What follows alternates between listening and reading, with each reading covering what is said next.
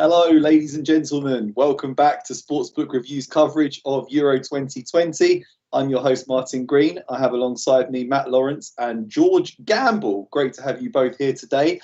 We are covering the third Euro 2020 quarterfinal, which sees the Czech Republic, no one expected them to be here, take on Denmark. Czech Republic did really well to get a 2-0 win against 10-man Netherlands.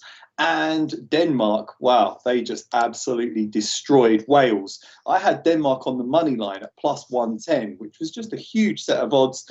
They paid off, but I don't think many people expected the Czech Republic to get the better of the Netherlands. Haven't had either of you on the show since the chaos of the round of 16.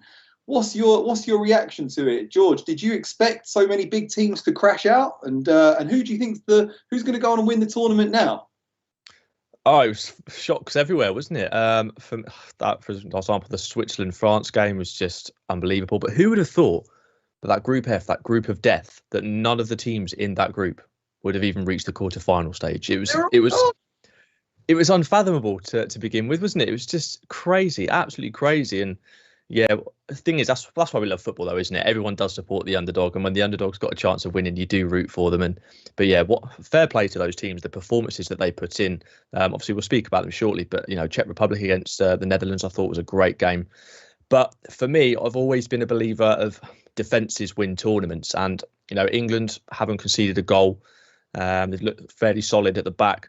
Obviously, I won't dive too much into the data, but Italy, they don't concede many chances. I know they conceded to Austria and made tough work of that game, but I think Italy could be the dangers here. I think they're so solid, usually at the back. The likes of Bastoni, probably Serie A's best centre half last season, and I just think the way that Mancini's got them set up is very good. It's very effective, and I think Italy could be the ones to watch and potentially reach that final. So I'm hoping England get there, but I feel like it could be an England versus Italy final. Okay, thanks, George. What was your reaction to all that carnage, Matt? How do you see the rest of the tournament unfolding now that the likes of France have gone home, Netherlands have gone home, Portugal packed their bags? How do you see it unfolding in the days ahead? Well, I mean, I think that chaos is fantastic. That's what knockout football is kind of all about. It's missed chances.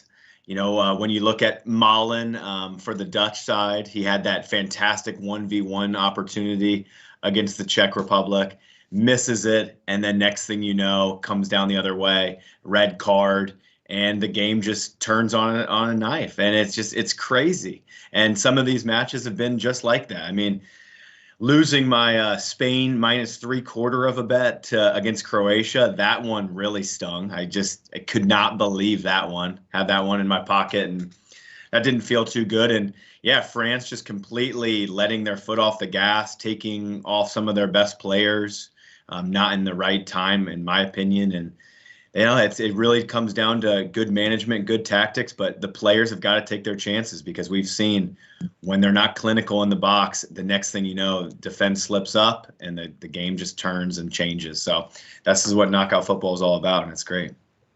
Sure is. I had both teams to score in that Spain-Croatia game, so I was happy. But then again, I did not envisage France losing. That was just absolutely horrific. But we go again. We're all doing good. Team SBR is in a very healthy profit over the course of the tournament, and we're hoping to continue that in the remaining, quarterfinals, semi-finals, and then we're in. We're going to break down Czech Republic versus Denmark in just a minute, but I'd like to ask you guys, please, to hit that thumbs up button, show a bit of love for George, so show some love for Matt. Also, subscribe to Sportsbook Review Picks on YouTube. Click the notification bell, then you'll be informed every time we're about to start filming a video about soccer, baseball, basketball, football, UFC, you name it. You'll get a wealth of exciting content from lovely people like us. And head on over to sportsbookreview.com for picks, insight, analysis from all our pro handicappers there. Brilliant. So, Czech Republic versus Denmark. Who do we think is going to win this game? I mean, Denmark had to go into it as the heavy favourites. They had an awful start to the tournament. Absolutely harrowing scenes when Christian Eriksen collapsed on the pitch, cardiac arrest. They lost to Finland. They were still a bit shell-shocked in that defeat to Belgium. But But since then, they have come roaring back. They absolutely destroyed Russia, and then they took Wales apart in that game. George, do you see Denmark being able to maintain this fine form in front of goal? 100% for me. Definitely. I think Denmark have kind of become everyone's second team, given everything that's sort of have happened. And for me, I think momentum is such a huge thing in any sport, including football. And I think Denmark have got it at the moment. They've got that bit between their teeth. Everyone's behind them. My only concern, and it's only a slight concern at that, is obviously this game against the Czech Republic is in Baku, not in Copenhagen. Because I was looking originally and I was very surprised to see the odds of Denmark at just a shade over evens. I'd have had them a bit lower than that, around 1.9 personally. So it was quite interesting to see, but I believe the fact that it's been played where it is the sole reason for that. And look at the Czech Republic and fair play to them for getting here. Obviously, that last round against the Netherlands that we briefly touched on, and it kind of fed into what I said beforehand about, De Ligt. I'm not sure about him. He's not kicked on since that move against Juventus, and he's sometimes a bit of a liability, and that proved to be the case in their game against the Czech Republic, obviously going down to 10 men. In fact, they're the first team since 1980 to deny Netherlands a single shot on target at the Euros. So they managed them very, very well. They did very well to get past the Netherlands there.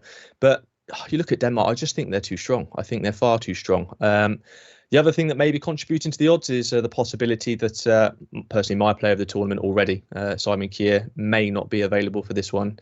Same as it goes for the case of Poulsen too. But I just still think they've got far more quality all over the park. I look at this Czech Republic team and they've got a striker who's in a purple patch. He's doing very well in Patrick Schick. He's had a brilliant tournament thus far. But they've kind of just it's a team of blockades, really. They just try and prevent the other team from doing anything. You've got Thomas Souček in the middle of the park who just likes to break things up. And you've got Kufal that likes to get in your face and prevent things. And I just think this run that Denmark are on, I think they're going to be a handful for anybody that faces them. And in fact, if the team's to progress to the Euro 2020 quarterfinals, Denmark are the only squad to register 6+ shots on target in all of their matches so far. They absolutely love pepper in the goal. And I just feel if the Czechs allow Denmark to dictate the game that way, it's only a matter of time before Denmark open the scoring. And it wouldn't surprise me to win this one relatively comfortably, regardless of the fact it's in Baku and not in Copenhagen. And you look at the odds of sort of previously in recent times when they've been priced up at around the odds of, say, plus 110, which is what they were when obviously I did the research for this. And the expected chance of winning at those odds is 48%. But they've actually won around just over 90% of matches at those odds. So when they're just marginal favourites in these games, they do tend to take the initiative and get that win. So it's going to be a tricky one, though, because both of these sides have been the first to score in their last 5 respective matches. But again, I look at this Czech Republic against Scotland, as we saw, Scotland completely outplayed them. Obviously, they did quite well against Croatia, and against England, they just looked classes apart, didn't they? I know kind of the Czechs presumed they already through and maybe took their foot off the gas slightly, but still, they didn't look much of a threat. So I appreciate this is a quarter-final and it's probably the biggest game in recent times for them. But I just feel it's quite often the case that when you've had such a big high, like they had against the Netherlands, a massive side that no one expected them to knock out, the only way is down. You're trying to recover from that high.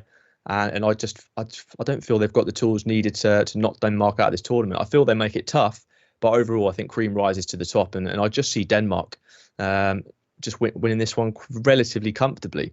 And Denmark are allowing fewer than 2 shots on target per game on average so far. And in fact, 40% of the Czech Republic shots on target this tournament came against that 10 men of Netherlands. They did very, very well in that game. And I just feel like this may be a step too far for them. And I just think the quality of Denmark, the momentum, as I spoke about, I think Denmark are overlooked here at plus 110. And that's on various different sites, a shade over even. So for me, they keep coming in, don't they, at these really high odds, at these really high prices. And like I mentioned, I got plus 110 on them in the last round, and that came in. And I think you've got a very similar price this time around. But exactly the same, We'll come to the picks a little bit later.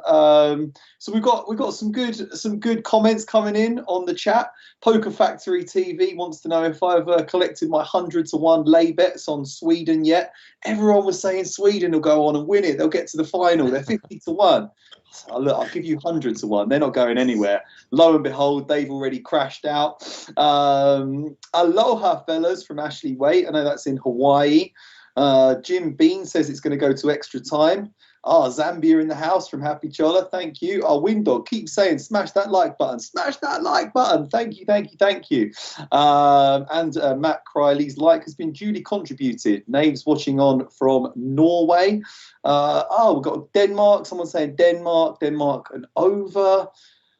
All sorts of good tips coming in on the chat. So thank you. Keep them coming in, please. Matt, George thinks that Denmark's attack is just going to be too much for the Czech Republic, but they are very solid. What do you think the Danish have to do in this game to unlock that tight, stubborn Czech defence? Well, I mean, it's going to take a lot. I think that the Czech Republic have been extremely resolute at the back, and it's shown in their last 6 matches, all have seen under 2.5 goals. And when George points out that the Danes really have only conceded 2 shots on target each match, in this competition, it points for me to an under when you also factor in it's going to be 34 degrees Celsius in Baku. That's 94 Fahrenheit for us here in the States. It's going to be hot. It's going to be muggy.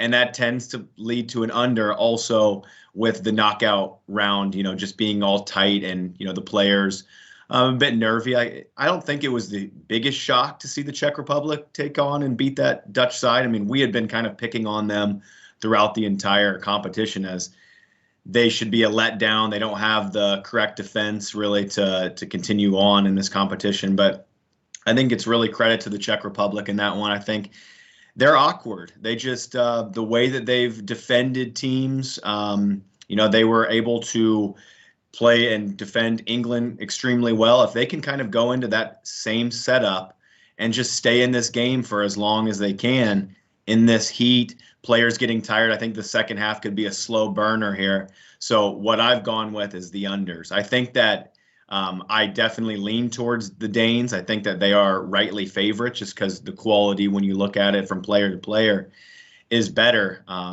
But, if Schick gets one, good look here, it could completely turn this tie on a knife edge again. So I've just gone with the unders. I think that when you look at the Czech, the last 6 matches, under 2.5 goals, the Danes just really not allowing shots on target whatsoever, and the heat of Baku. You combine all of those, and I think it leads to an under here. So under 2.25 here, I found that at 1.8.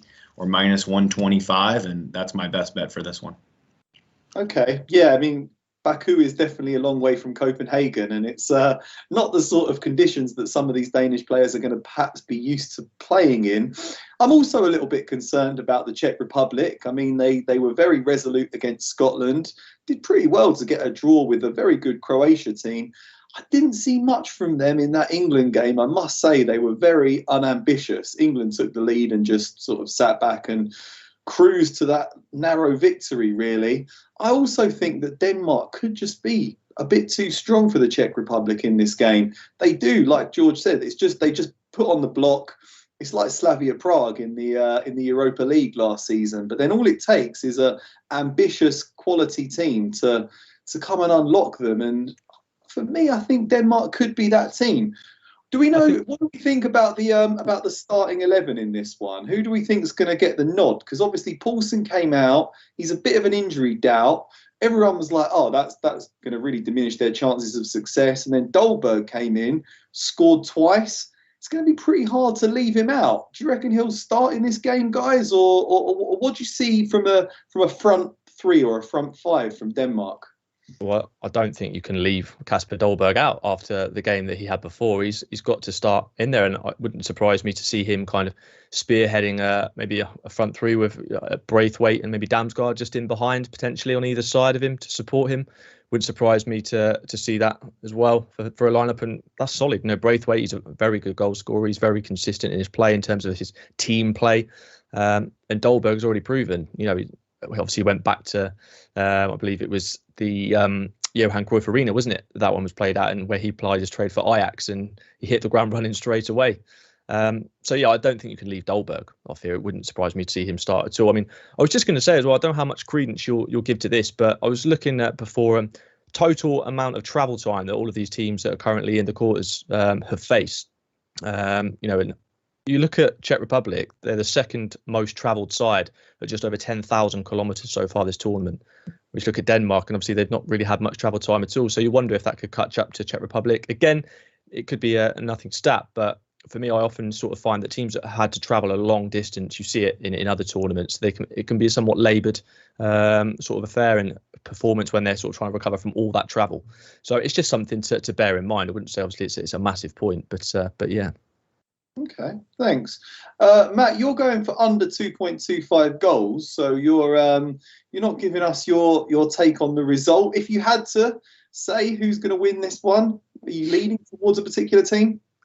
Yeah, I would definitely lean towards the Danes. I mean, just they should be able to dominate possession here. They have a little bit more quality midfield, so I would expect the Danes to progress here. It's just, how do they progress? Is it in the 90 minutes, or does it go to extra time? But I mean, they just have a quality defense, and when you have a goalie like Schmeichel, you always kind of just feel like in knockout ties that you have the advantage.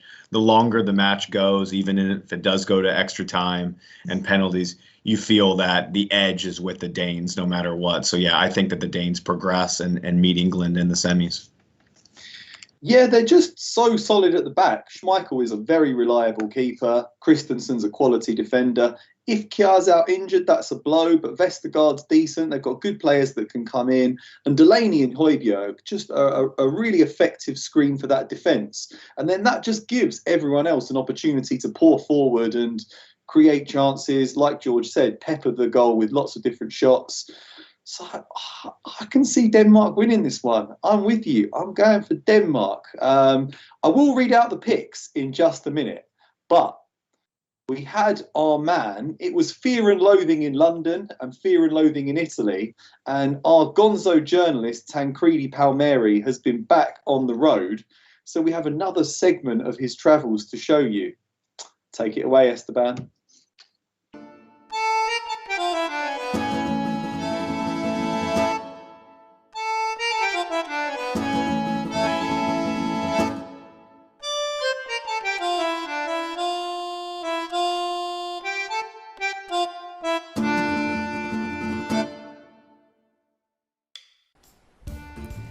What an exclusive we have for you, mamma mia. While everybody is just there at the Italy training camp saying, oh, is Mancini gonna play 4-3-3? Oh, is Chiellini gonna play? Oh, is Verratti?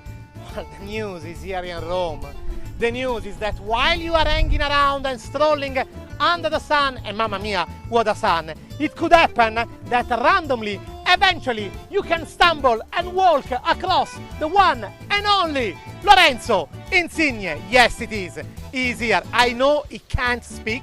I know he can speak, as you see, he's tall like me. Well, that's what we have. I know he can speak, so we have a deal. For every question, he will just hint the answer. So, first of all, are you going to play against Austria?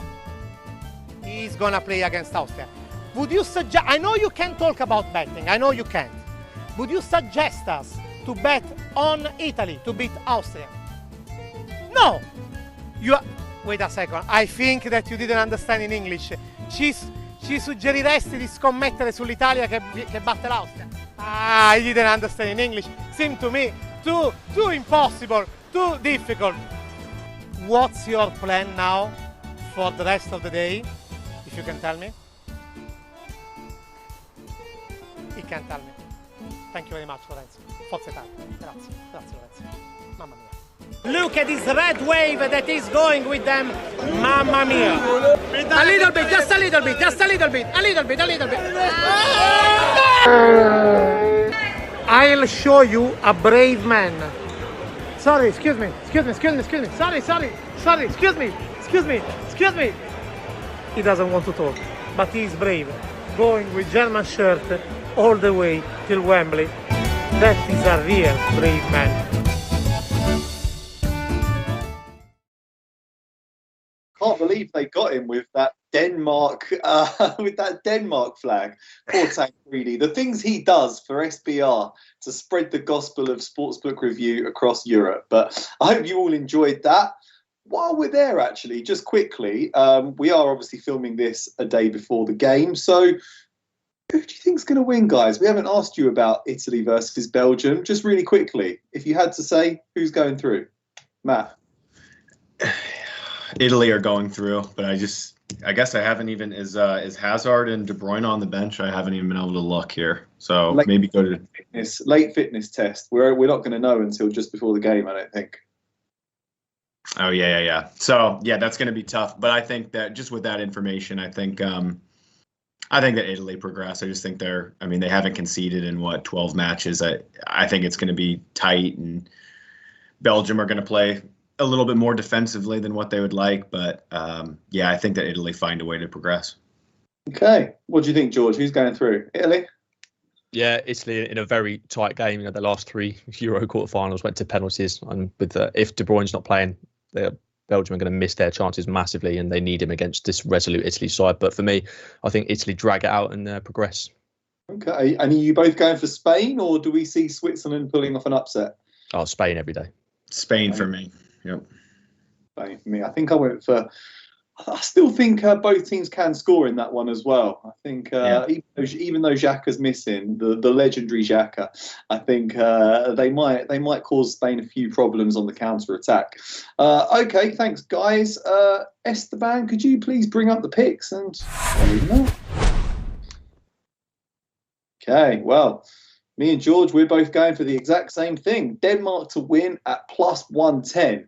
That is a huge price on Denmark. When you consider how good they've been in their last 2 games, 8 goals in 2 matches, incredible stuff. Matt's going for under 2.25 goals at -125, and he's eloquently laid out his reasons why. I think this is going to be hot in Baku, and anticipating a tight game, but he's also leaning towards Denmark. So Denmark at -110, perhaps a low-scoring game. If you want a bit more value, you could go for something like Denmark and under 4.5 goals if you really want to push it. But I just like Denmark to win at +110. I think it looks like a great set of odds. Okay, thank you both very much, guys. We're going to be back in about 8 minutes' time, talking about England up against the mighty Ukraine. Before I let you go, I'll ask you all, please, to gently tap that thumbs up button on your way out. Subscribe to the channel, hit the notification bell. Thank you very much, George. Thank you very much, Matt. I'll see you both and all our lovely viewers, hopefully, in 8 minutes' time. 7 minutes now. Okay, bye.